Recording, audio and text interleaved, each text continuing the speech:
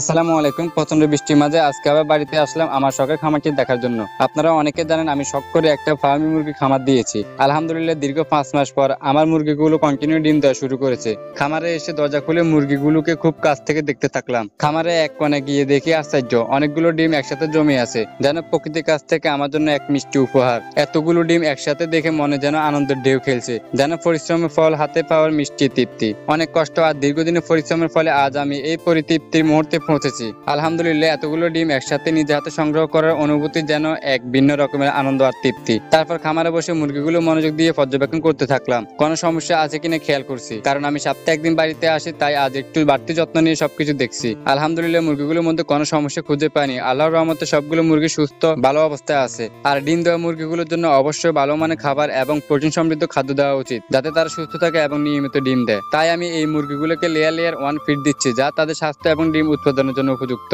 এই খাবারের মুরগি সব প্রকার পুষ্টিগুণ রয়েছে, যার ফলে মুরগিগুলো সুস্থ ও শক্তিশালী থাকে এবং ডিমের উৎপাদন ভালো থাকে। বর্তমান বাজারে এই ফিডের মূল্য প্রতি কেজি 60 টাকা। মূলত আমি নারিশের লেয়ার লেয়ার ওয়ান ফিড মুরগিগুলোকে খাওয়াচ্ছি, যা তাদের স্বাস্থ্য এবং ডিম উৎপাদনের জন্য খুবই উপকারী। আপনারা যারা মুরগি পালন করেন তারা অবশ্যই ডিম দেওয়া মুরগির জন্য লেয়ার লেয়ার ওয়ান ফিড ব্যবহার করবেন, যাতে মুরগিগুলো সুস্থ থাকে এবং নিয়মিত ডিম দিতে পারে। আজকের মতো এখানে বিদায় নিব, দেখা হবে নতুন কোনো ভিডিওতে। আল্লাহ হাফেজ।